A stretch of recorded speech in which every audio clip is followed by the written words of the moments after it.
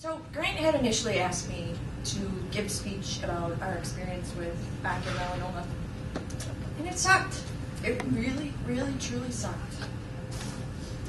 I struggled with, bear with me, the things to say that I wanted to say, and I came to the conclusion that we need to be proactive in each other's care, of being supportive of each other, and standing as a united front with those physicians that don't have a clue. There are many out there that just don't know. Shirley Stoffa was my mother-in-law. She had a heart of gold that was big enough to encase anybody she met with love. From the moment I met her, I was welcomed to the family with open, loving arms. She was someone that loved her family with all of her being, giving her all in everything she did, including her fight with ocular melanoma. Shirley believed in God and lived her life under His terms, never missing a day of church, and believing in His will. She never questioned why. Instead, she accepted her challenge and fought it with everything she had. In 10 days, it'll be 1 year since we lost her. She was diagnosed in May of 2008, and none of us were up. When she told me, I went, "You don't have cancer in your eye. You can't have cancer in your eye." I'm a nurse. I thought I knew. We were referred to University of Illinois Chicago Eye and Ear Infirmary, and we were led to believe by a physician that once the tumor died, she'd be okay. We wouldn't have to worry about liver mets. I partially blame myself for not doing research earlier. This physician did the plaque. She had the radioactive plaque on her eye for 5 days and 3 hours. We talked every day on the phone. I couldn't go around her because I was very pregnant with my son at the time. And my daughter couldn't go around her because she was obviously a child. So the day she had the plaque out, I remember going back there and looking at her and talking with her. And she was smiling. She was happy to have the procedure done and over with and have life go on from that day forward. She did all the scans, all the follow-ups, CTs, the blood work, everything, except the one that she should have had in November of 2010. The reason she didn't have it is her supposed ocular oncologist said, "Hey, you've had 2 years of scans that were fine. We don't need to do this one." The medical oncologist agreed.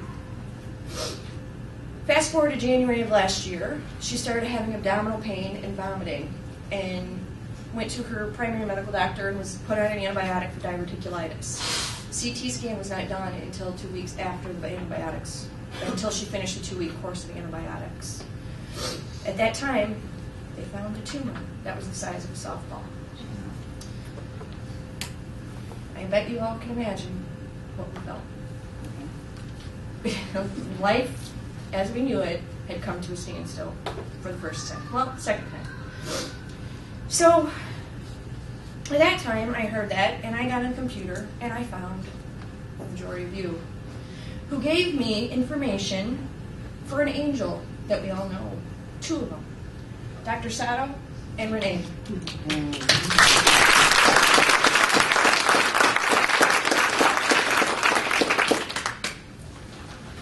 We were referred by her medical oncologist prior to that to a melanoma specialist who claimed he could cure her.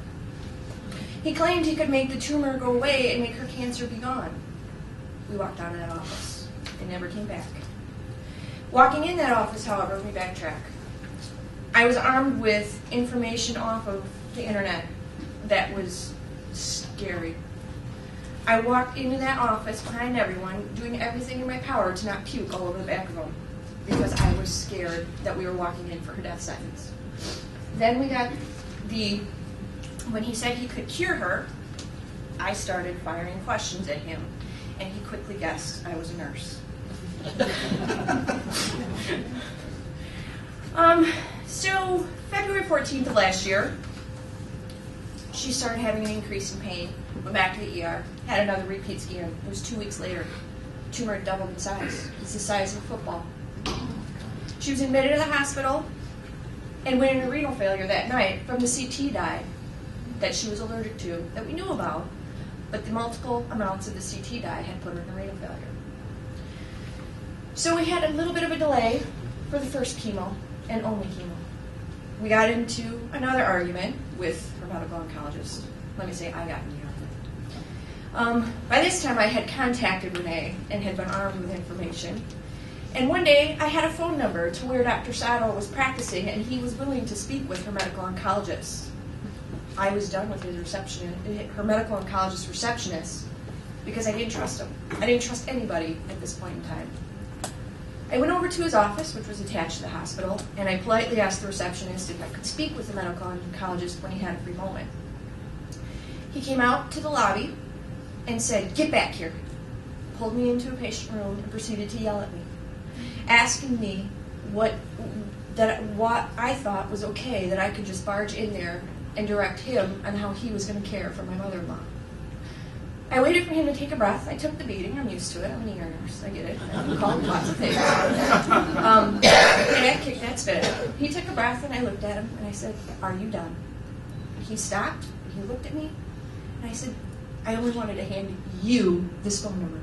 I wanted you to have it so you could contact him today." He took a breath. He goes, "You have to remember, I have other patients. She is not my only patient." And I said, "Thank you. Have a good day." Walked out. Later that day, he walked in. We had all the family there. We had a camp out. We had transformed her hospital room to her house. We had everything that we thought of as her in that room. We had a street sign made up called Shirley Stoffa Way, and every single nurse in that hospital knew that was our wing.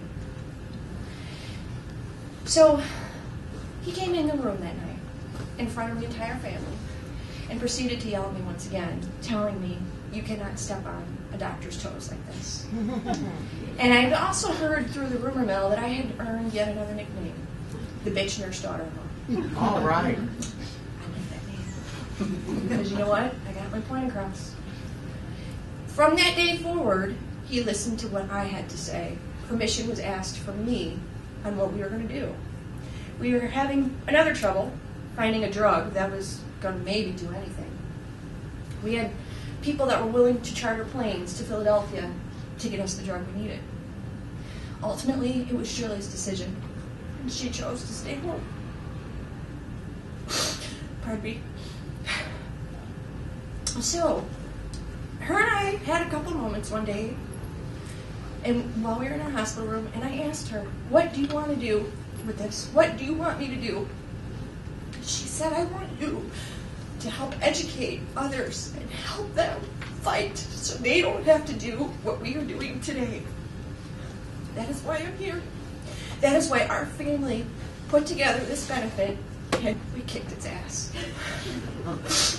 With the help of our cousin Christy, we did all the marketing, all the designs, everything. Thank you. My sister-in-law, Sarah, who, she is extremely organized, and if you don't do things the way she wants you to, she'll let you know, which is why we got everything done. I just was along for the ride. I was the one that just contacted Grant and asked if they took donations. I was the one that wrote the care pages to give information to family and friends, and they had a lot of them. They have a lot of them.